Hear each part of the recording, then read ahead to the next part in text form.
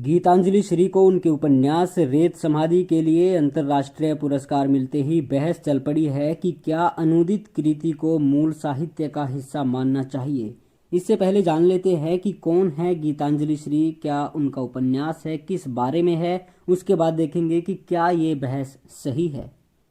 तो देखिए, गीतांजलि का जन्म 12 जून 1957 को उत्तर प्रदेश के मैनपुरी में हुआ।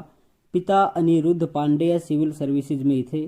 गीतांजलि ने अपनी मां के नाम श्री को अपने नाम से जोड़ा। पिता के ट्रांसफर के कारण इनकी परवरिश उत्तर प्रदेश के अलग अलग शहरों में हुई। गीतांजलि ने अपने एक इंटरव्यू में बताया, प्रेमचंद की पोती से उनकी गहरी दोस्ती के कारण साहित्य के क्षेत्र में उनका झुकाव बढ़ा। उन्होंने अपनी पढ़ाई दिल्ली के लेडी श्रीराम कॉलेज और जेएनयू से आधुनिक भारतीय साहित्य में हुई। आगे जानते हैं क्या है रेत समाधि। 739 पन्नों का यह उपन्यास 80 साल की एक अम्मा के बारे में है जिनका नाम चंद्रप्रभा है।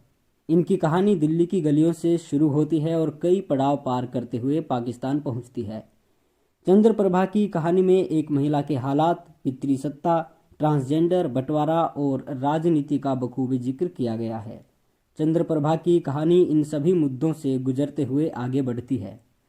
कहानी की मुख्य किरदार यानी चंद्रप्रभा पति के देहांत के बाद खाट पकड़ लेती है। उपन्यास की कहानी में एक ट्रांसजेंडर की एंट्री से कई बड़े बदलाव आते हैं। यहीं से कहानी और दिलचस्प हो जाती है। गीतांजलि श्री का यह उपन्यास बंटवारे का दर्द भी बखूबी बयां करती है।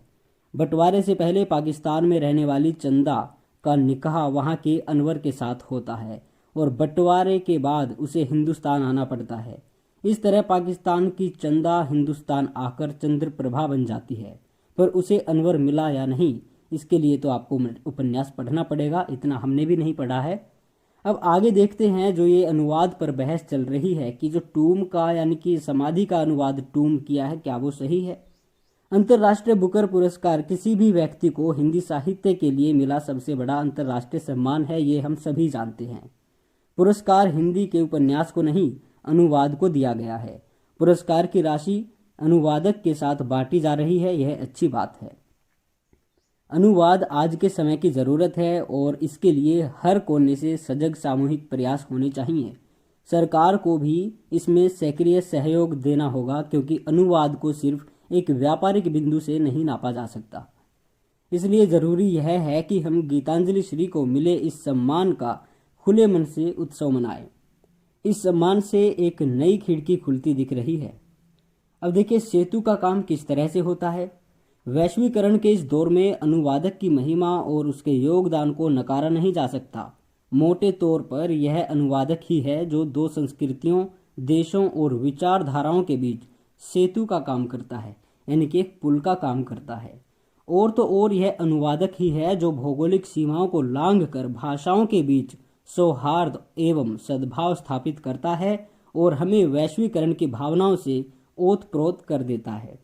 इस दृष्टि से यदि अनुवादक को समन्वयक, मध्यस्थ, संवाहक, भाषाई दूत आदि की संज्ञा दी जाए तो कोई अतिशयोक्ति नहीं होगी, पर उसे वह सम्मान नहीं मिलता जिसका वह हकदार होता है। रेत समाधि बनाम टूम ऑफ सैंड। असली बहस यहीं पर है। हम समाधि को डेजी रॉकवेल के अनुवाद के कारण टूम मान लेंगे तो अर्थ का अनर्थ हो जाएगा। एक मकबरा एक वृद्ध विधवा की समाधि कैसे बन सकता है। ये दोनों मानसिकता अलग अलग हैं। एक जीवन के दर्शन से तो दूसरा मृत्यु से जुड़ा है। वैसे भी समाधि एक परंपरा है। पूरी दुनिया में समाधि का संदर्भ भारत के अलावा और कहीं नहीं।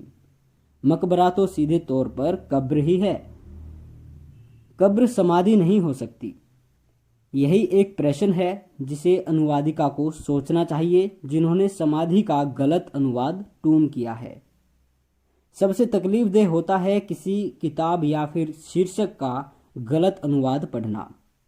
कहते हैं कि अनुवाद दूसरी भाषा में दोबारा से रचना करने जैसा रचनात्मक काम होता है, पर जिसका अनुवाद किया जा रहा है उसे समझने लायक समझ तो अनुवादक में ही होनी चाहिए।